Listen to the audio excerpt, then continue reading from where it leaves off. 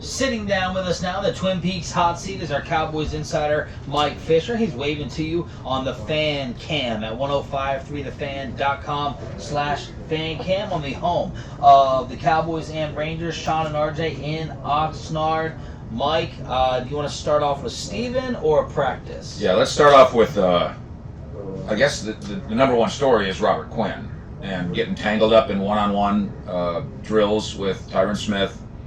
Gets his hand kind of messed up in there, goes off the field, gets an x-ray, and comes back the news, a break, a fracture in his hand. Stephen Jones telling us after practice, it's not a desperate concern, expects him to be ready for week 1 in September. And so you've got to look at this as an opportunity. And here comes a chance for Joe Jackson, Dorrance Armstrong, and then my guy Taco to come do something, because the vacancy now is there for a month. Broadus wrote that Taco had a nice rep against Tyron, beat Tyron to some degree, and one of those names you did not mention was Randy Gregory. Wouldn't that have been a nice opportunity, timing-wise, for Randy to slide in here with Robert Quinn in the broken hand? Yeah, it's a good chance for me to try to clear up something that's not clear.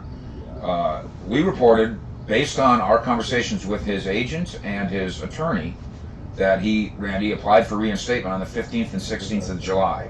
And yet there's a lot of reports saying that he has not filed for reinstatement. So believe me, I've got calls in, if you're listening, Daniel Moskowitz in Dallas and Peter Schaefer in Denver. You feel free to call me back, because let's get some clarity on whether or not that paperwork has indeed been submitted. Would common sense tell us that the only reason it would not have been submitted is because Randy's just not ready with where he is personally? Yeah, and remember what we talked about, Sean, at the time of that planned submission it wasn't, I want to come to training camp, I want to play in week 1, everything's fine, I'll never have to go to rehab again. It was always going to be a process, and so indeed it is a process. Would any part of it be that, not just what Sean just asked, but if he applies for reinstatement, they may test him again, and he's just not ready to pass the test? Although they tell him, cynical, but yeah, it's not. Here's why it's not cynical.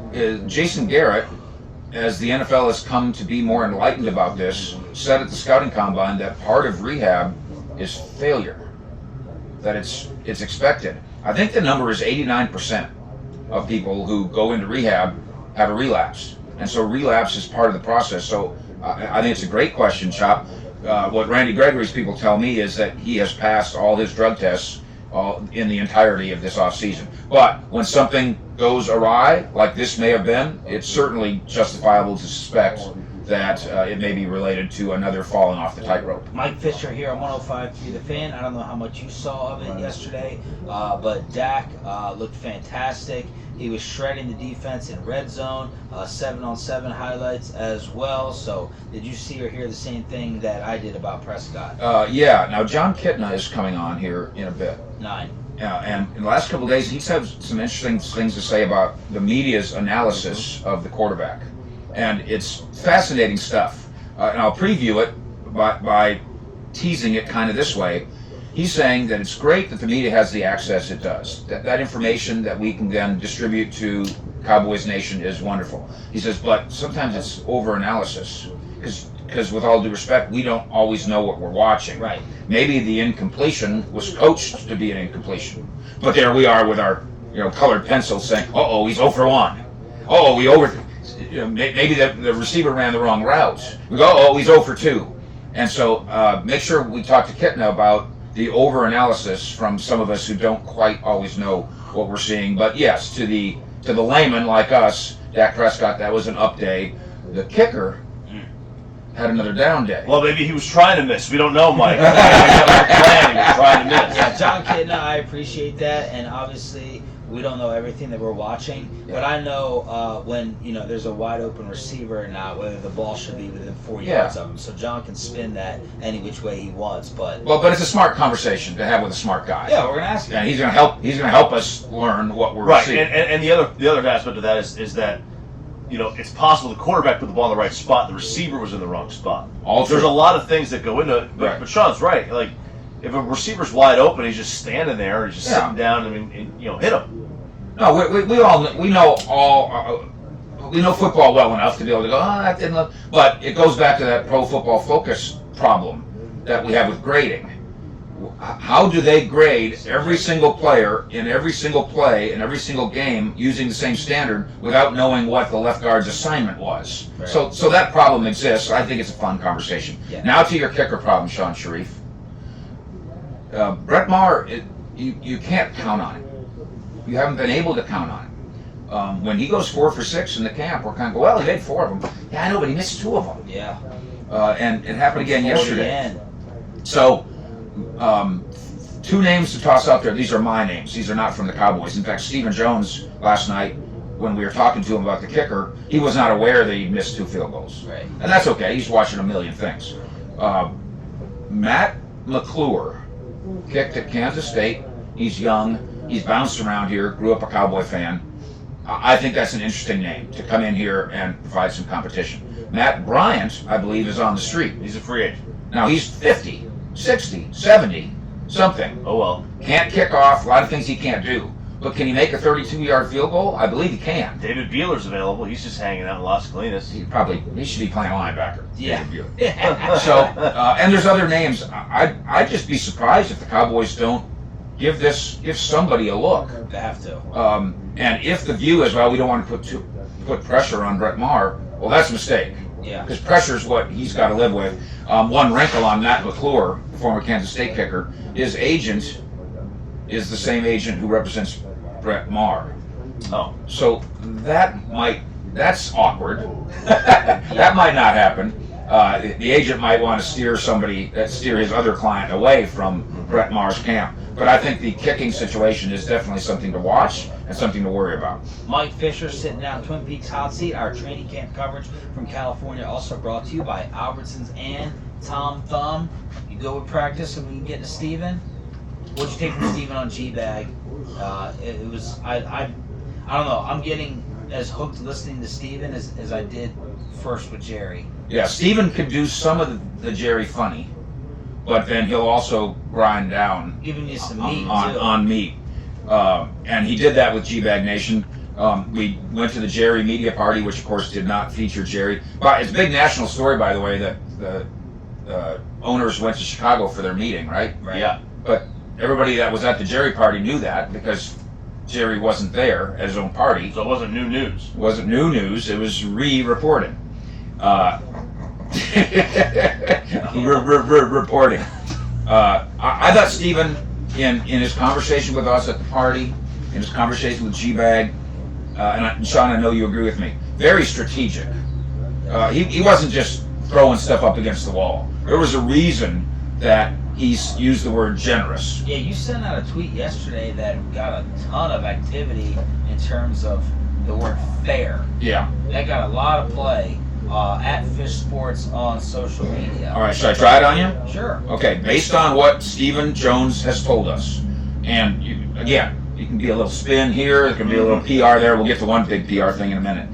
There is nothing unfair in offering Dak Prescott $30 million plus APY. That's Matt Ryan.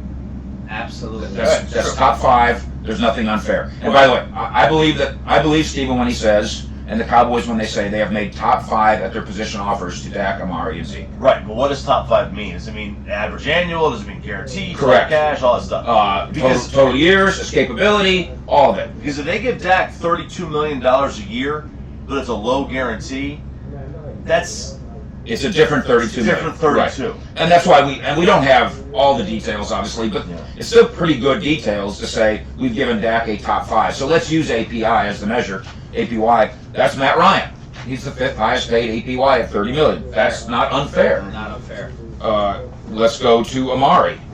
Top 5. That makes you Mike Evans. That's $16.5 million. That's fair. Not unfair. Not unfair. Let's go to Zeke. Again, with all the wrinkles that we don't know, that as Choppy mentions, there's nothing unfair in offering Ezekiel Elliott Le'Veon Bell's contract. That's $13 million APY plus. Yes. It's not unfair. Doesn't mean you have to sign it. Doesn't mean you have to like it. Somebody might argue that the DAC is too fair. I would. Way too fair. Somebody might argue that the Zeke is too fair. Way too fair. But And someone might argue that Amari Cooper's not a top 5 wide receiver. Right. He's not. so, based on these APY estimated guesstimates, educated guesses, we have to quit saying that the Cowboys are cheap, the Cowboys are lowballing, the Cowboys won't move. In fact, I think these offers, as soon as the agents will pick up the phone and say, no, but, I think the Cowboys will move again. I think the Cowboys are prepared to be even more generous than these 3 offers. So the pendulum has now swung, I think, in terms of public opinion, to the side of ownership. That when we say these players, they're putting themselves at risk, which they are. They could literally die on the football field. Literally die on the football field. I want them to get every penny they can possibly get. I do. But you can't argue that these offers are unfair. One of the reasons, again, I just love listening to the Jones boys talk about business, and Steven reset the market the other way yesterday. Okay.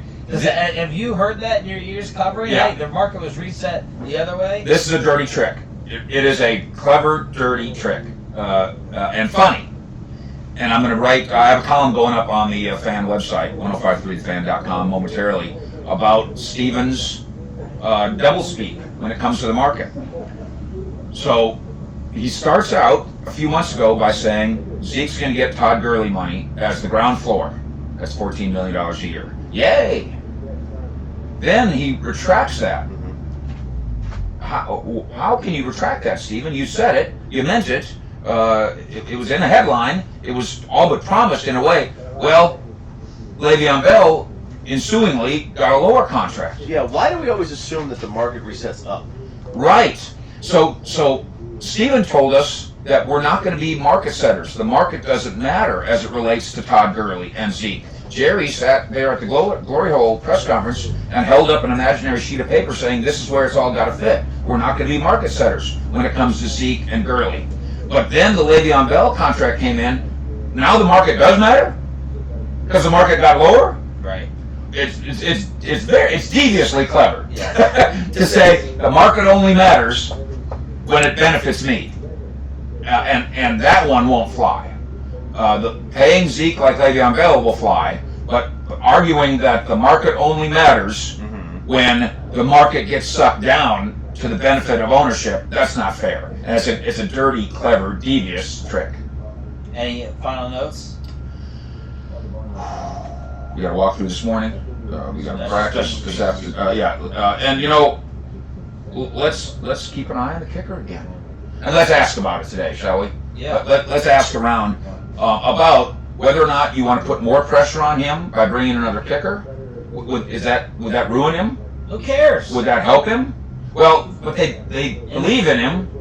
They don't believe in him that much. Yeah. They can't. They can't. I'll be shocked if within the next 48 hours, and I think 24, there aren't guys out here on this field kicking. There has to be. I asked Stephen Jones about the other guys on PUP. They're not in any hurry on Byron, not in any hurry on Tank. I think Tyrone Crawford is going to end up hurrying back here pretty soon. Probably Noah Brown. Yesterday on the practice field, Zach Martin was walking around in his jersey, not practicing. Sean Lee walking around in his jersey. So they are on the road to being fine by the time we get to September. All right, final question. It's a very random one. Ben Rogers is being very curious on social media, talking about Dak's money. Yeah. And he tweeted that Dak's agent is making Scott Boras look conservative.